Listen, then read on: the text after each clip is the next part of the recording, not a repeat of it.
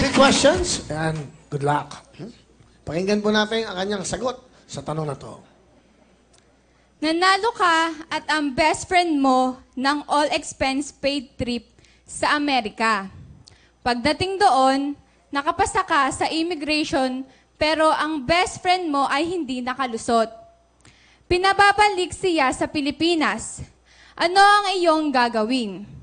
Itutuloy mo pa rin ba ang bakasyon sa Amerika? Sayang naman kasi yung libreng trip. Ibig sabihin, pababalikin siya ng immigration. Tutuloy ka ba na hindi mo siya kasama o sasamahan mo siyang pabalik? Yan ang tanong sa'yo. Hindi ako tutuloy kahit libre yung trip kung hindi ko naman kasama yung best friend ko. Kaya nga ako nagpunta sa Amerika kaya ako nag-trip sa Amerika dahil para magkaroon kami ng bonding moments. Pero kung gano'n na hindi siya nakapasa sa immigration at ako lang, hindi na lang ako tutuloy dahil pumunta ako ng Amerika nang kasama siya, dapat umuwi rin ako ng Pilipinas na kasama rin siya. Very good. Very good. Very good for the answer. Okay? Kuya Bill naman eh. Natutuwa kasi ako sa'yo. Okay. Asan ang father mo? Nasa bahay, nanonood. Ang nanay. Andiyan po, sa backstage. Kasama mo. Andon?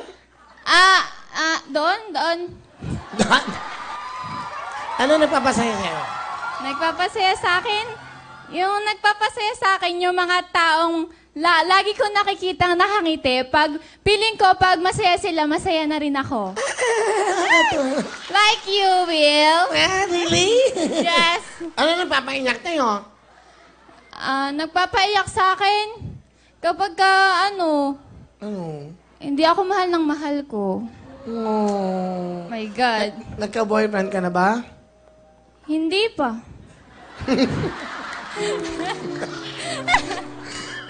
Bakit di ka ba nagkaka-boyfriend?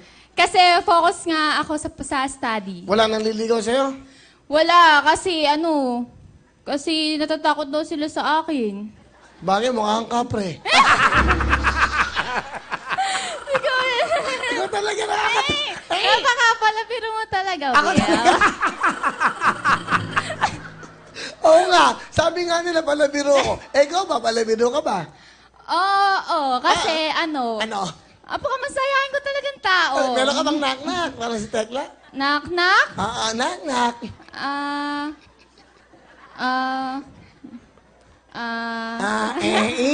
Oo. Nakangawit na ako sa'yo, ha? Eto. Ano? Knock-knock. Order! Hito. Hito ako! Basang-basa sa ulan! Ay, hindi yan. Ay, kala ko yan eh. Hito who? Hito ako ngayon, nag-iisa.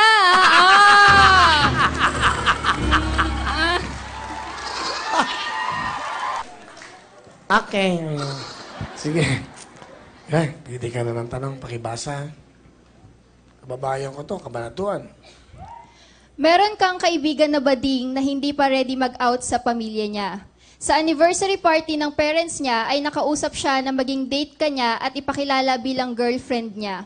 Baka raw kasi siya itakwil o tanggalan ng mana kung malaman na bading siya. Papayag ka ba? Wow, gandang tanong yan, ha? Go. Well, para sa akin bilang isang kaibigan niya, wala naman ako nakikitang mali sa pagiging bakla o pagiging ibang gender ng isang tao. Kasi ang pagiging bakla, tao ka din eh. Iba lang yung personality mo. Kumbaga, kung hihingin ng parents niya na pakilala ko as his girlfriend, hindi ako papayag. Bagkos, mas pipilitin ko siya na mag-out sa family niya. Kasi kung ipapakilala niya ako sa family niya na girlfriend niya, so, aasa yung pamilya na nilalaki siya. Basta ipupush ko siya na umamin sa pamilya niya na bakla siya. Kasi wala namang mali doon. So, ano sabi mo sa kaibigan mo? Sana kung ipapakilala mo akong girlfriend, huwag ka rin pumayag kasi hindi rin ako papayag. Kasi, ayun, basta lagi mo lang sundin yung nararamdaman mo. Yun. Yun lang. Kasi kung mahal ka naman ng family, alam ko naman mahal ka ng family mo, so tatanggapin ka nila. Ano yung salita? Thank you very much. Magmula pa sa Thank you. Kabanatuan ng Baysia, Chriselle Maranyon. Thank you, Chriselle. Kasalamuhan ng iba-ibang mga foreign, makapunta ka rin sa iba-ibang lugar. Bansa. Yes. Ah, okay. O sige. Ayun. Yan. Pakinggan natin. Marami kang pelikula at teleserye na ang storya ay nakaraan ng mga magulang ng magkasintahan. Halimbawa, nadiskubre mo na ang tatay ng boyfriend mo at ang nanay mo ay magkarelasyon pala noon. At sobrang sinakta ng tatay ng boyfriend mo ang nanay mo. Ipagpapatuloy mo pa ba ang pakikipagrelasyon sa boyfriend mo? Okay. Yung boyfriend mo, yung ni tatay, sinaktan yung nanay mo noong mga panahon nun. Pagpapatuloy mo ba ang pakikipagrelasyon sa boyfriend mo? Nung nalaman mo yung tatay niya, ha? Di ba? Yung tatay niya, nasaktan ng nanay mo sa kanya. Siyempre, malulungkot ako, una. Pero kung talagang mahal ako ng boyfriend ko at alam ko na hindi niya ako sasaktan, kagaya ng ginawa ng tatay niya sa nanay ko, siya pa rin yung pipiliin ko at hindi ko siya papakawalan lang ng ganung dahilan. Clear ko lang, hindi to sinaktan ng physical, ha? Oh, yes. Yung sumakit ang loob, yung puso o nasaktan. Kumbaga, maaring iniwan.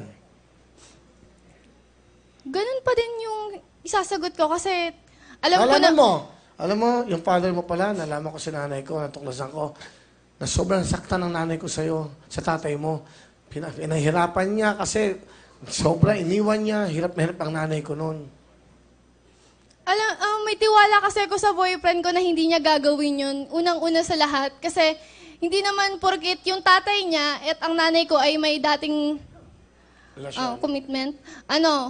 Hindi niya rin yun gagayahin. Kasi naniniwala ko na mapagmahal ako at alam ko na kapag minahal kita, hindi mo ako sasaktan at hindi mo ako iiwan dahil naniniwala ako na kapag akin ka, Pag sinabi ng hindi ka nanay mo, magsisisi. anak, yung pamilyang yan, lolokohin ka lang lalaki dahil yung tatay yan, niloko ko. Nahihirapan ako. Paano ngayon yan? Sasabihin nanay mo sa'yo yan. Siyempre, i-comfort ko si mama, pero kung talagang may tiwala siya sa akin at sa boyfriend ko at gusto niya akong maging masaya, tatanggapin niya kung sino yung mahal ko. I have the envelope. Who's going to be the Gandang Pilipina for the day? To receive 10,000 cash.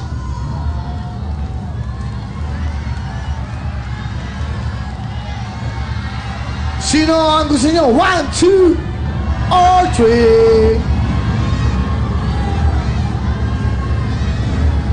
To receive 10,000 cash, and she will be back sa ating monthly finals. The winner for the day is...